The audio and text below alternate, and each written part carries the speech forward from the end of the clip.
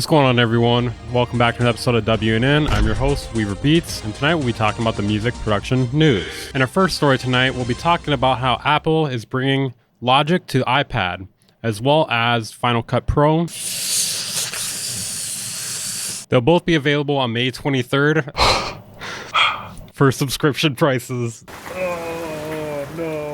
So it's £4.99 per month or £49 per year, including a 1-month free trial. Not sure that converts to in real money, but it's how much it costs. Why can't you just buy it outright? I've been telling you guys, they're trying to move towards more consistent subscription plans throughout the industry. If they could do it, they would do it for everything. It's a shame. It's a damn shame. Although I will say it does look pretty promising. I will never buy that shit though. Not because I can't afford it, but I have principles. Also, I don't use Logic. The thing with subscription plans is if you buy them and you keep using them, you're basically just paying for the rest of your life. And, you know, that sort of thing stacks up. It's one thing to be paying for Netflix, one thing to be paying for Hulu, etc. But they're adding new content to that all the time.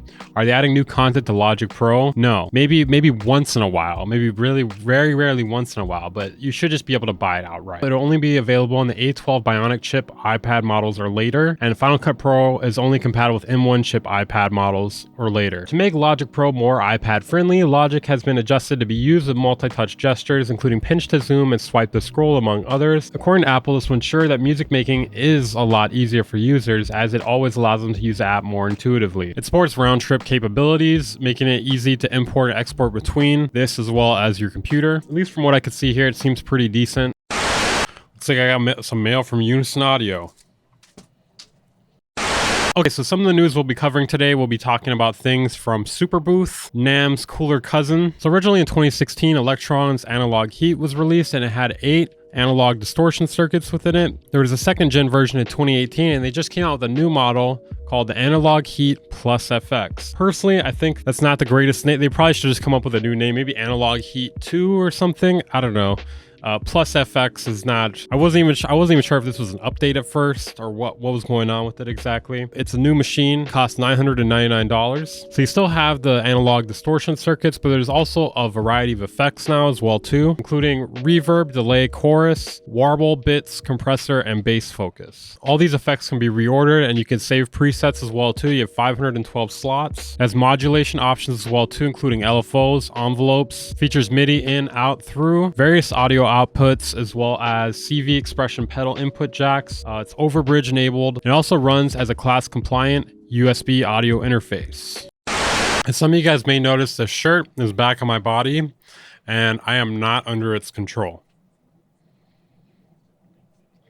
In our next story, Steve Lacy and Fender have teamed up to provide a new guitar with onboard fuzz called the People Pleaser. I thought that was just a headline. Someone should tell him it's not how you play that thing. It's not food either. A little curious, 80,000 views, 200 likes. Kind of odd. Not sure what that's about. Maybe they're running ads on it. I have no idea. Okay, so it costs $1,399. And you also get a hard shell guitar case. According to Steve Lacy, he says the guitar means so much to him. The People Pleaser Strat, in a nutshell, is my dream guitar as a kid when I first started playing, and my dream guitar as a guitarist I am today. An ode to the classic design that Fender is known for, with all the new specs that make a guitar feel like home. Hope everyone gets to experience the feeling of this guitar. I'm excited to see what people make with it. Okay, that was wholesome. Very wholesome. Someone should still tell him that's not how you play that thing though. Has anyone ever done that and then choked to death? Didn't choke and die. Maybe next time. In our next story, SoundCloud has a tool that now lets artists DM their most loyal fans. I'm not sure if they know this, but you could already do that. So I guess it seems like it highlights your most engaged fans. Well, I hope this doesn't result in anything incriminating. I'm sure it will. Good luck. Good luck out there, guys. Wait, I just realized that comes off wrong. Don't do it. I'm not telling you to do anything illegal. I'm not telling you to do anything illegal or to get away with it, okay? I don't want that, actually. I mean, stay safe, okay? Stay safe. Fans as well as creators. Stay safe. Don't do anything bad, okay? Anyway, SoundCloud will literally not do anything to make the algorithm better on the website or to give consistent notifications or to give people the ability to post collab songs, like, you know, collaboration posts like on Instagram. Yeah, you can tell them a million times what you want, how they can make the platform better, and they won't do it. I have a strong suspicion at this point that they don't know how to edit the code on their website. That's just my theory, at least. In our next story, have you ever wondered what the opposite of delay is? No, this isn't some sort of quantum theory divide by zero question. No, seriously, apparently there's a plugin that is the opposite of delay. This may be something new. So essentially it's called Advancer. And I'm guessing it's called that because it moves things in advance. And it does so by utilizing the DAW's latency compensation feature. So this is something you could use for time correcting multiple microphones at different distances, generating stereo for mono, stereo track widening, generating pre-echoes for flams and ghost notes, sweetening audio mastering by pushing selected frequencies forward in time. That seems a bit risky. Simple doubling, phase aligning, generating manual jet plane flanging effects. Do what now? Pretty cool UI. Well, I mean, it doesn't look beautiful or anything, but it seems pretty intuitive. Only go up to 50 milliseconds in advance, so that'd be really cool if it could go a lot further. If they could make this a bit better, that'd be cool, but I feel like it's already bending the rules of what's possible. Advancer can be used for numerous corrective and creative purposes, including microphone time delay correction. This is some high quality shit. It's really interesting coming off of this after the Steve Lacy promo video. Okay, I can't do this video. I can't do this fucking PowerPoint clip art video right now. I'm out. Anyways, it's $24.95. It was a free 14-day trial. Introductory price of $19.95 until the end of May. In our next story, we'll be talking about how to make an AI cover with any artist's voice. No, stop it. Stop. No. This thing is beautiful. I kind of want one. Okay, so I really want to start getting sent hardware, but I feel like because of what I do on my channel, companies like, they look at my channel and they're like, fuck that.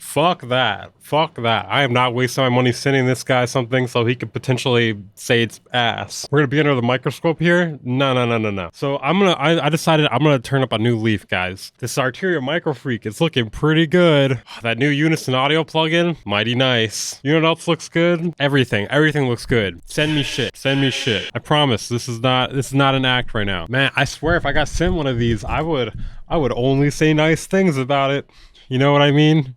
Honestly, this thing looks amazing and I really want it, but these keys are a literal war crime. Whoever made these keys, you know, if they get the guillotine, not saying I would be there and I'd be cheering. I'm not gonna not be there and I'm not gonna be quiet. Okay, I'm gonna be there and I'm gonna be cheering. I know it's a MicroFreak. I know that's what they do. It's like finger circuit boards. Guys, I think I'm about to enter my hardware arc and it's gonna be fucking disgusting. It's gonna be disgusting. I'm gonna have way too much of it. I'm gonna sell out hard, okay? I'm gonna sell out really hard right now. Introducing the MicroFreak Stellar, as well as firmware update version 5. So the Stellar is a limited edition version of the MicroFreak. Obviously the MicroFreak combines digital oscillators with an analog filter. It's got a sleek black finish with space age graphics, and god damn do I want that thing. I want that thing.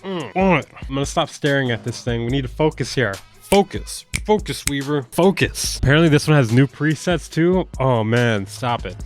So basically it does everything. Vocoder, noise, superwave, harmo, Carpus STR, wavetable, basic waves, V analog, wave shaper, 2-op FM, formant, chord, speech, modal, saw X, harm, bass, sample, hit grains, scan grains, cloud grains. Okay, so it's $3.99, limited edition. Fuck, I'm buying one.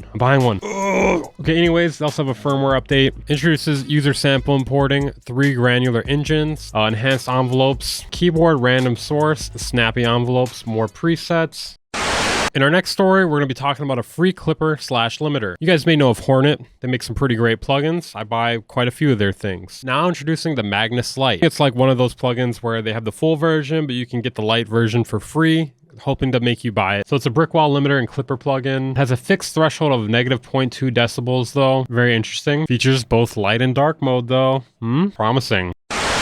Now they say you shouldn't bribe your viewers. You should never offer them money. But here, take this. Watch till the end of the video, okay? It's yours. Please, I need to feed my family. In our next story, we'll be talking about a new method of synthesis. It blends physical and electronic sound generation techniques. This is what it looks like. Do it sound good though? That looks like it could be like a miniature model for like a parking garage or something. So it will present a form of acoustic synthesis which unites the sonic richness of real physically vibrating bodies with electronic control. Intriguing. Go on. And that's all we know. That's literally all we know. We got a picture of our parking garage and that's all we know. In our next story, we got more bullshit from Teenage Engineering.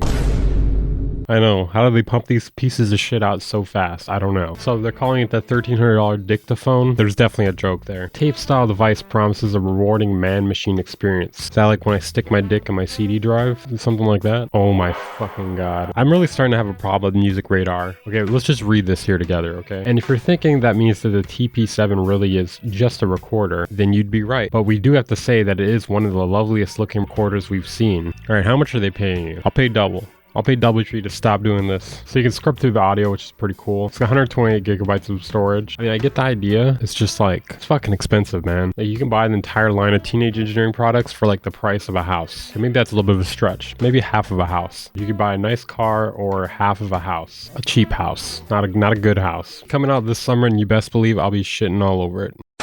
Okay, in our next story, we have something not so shitty. The Object Modeling Synthesizer by Reason Studios. It's physical modeling synthesis, creating unique acoustic sounds, 500 patches. It's got a trial, $79 on sale. It's out now, $99 normally. I was watching this video of it earlier, and they made drums from just tapping on a microphone. Just pretty sick. Essentially, it has 3 resonating objects. It's got like an exciter section. It's requires Reason 10.1 or later, but essentially it's a rack extension. Not sure if everyone will get this one, but I had a dream last night that me and something were going to play basketball. Something hit the keys, and he kept falling asleep while I was watching his iPad. And in our last story of the night, we have this beautiful synthesizer right here called the Super Gemini. No announcement on the price or release date. It's a bitimbral analog hybrid powerhouse, whatever that means. It has a dual layer bitimbral design and promises to give you a huge amount of control. Features wave morphing, cross and ring modulation. It's said to have spectrally rich digital hardware oscillators, bidirectional sync, dual levels of synth control, which enables you to tweak, split, and sequence multiple timbral layers. Okay, that's it for this episode of WNN. I'm your host, Massive Hater. For everyone who likes this video, I will fight your boss at work tomorrow. Just go up to him and ask him if anything happened to him, and he should say yes with a black eye or no with a black eye. Either way, I fought him. Maybe he'll have 2 black eyes. I don't really know. We'll see. Maybe he has a broken nose. Maybe I'll just end up with a broken nose and black eyes. We'll see in the next episode of WNN or at your work tomorrow. If you made it to the end of the video, comment, my boss is perfectly fine. Make sure to check out the second channel if you haven't. If you want to support the channel, consider joining my Patreon and becoming a channel member. Subscribing on Twitch. I stream twice a week. We do beat battles. We react to videos there. I'll see you guys next time.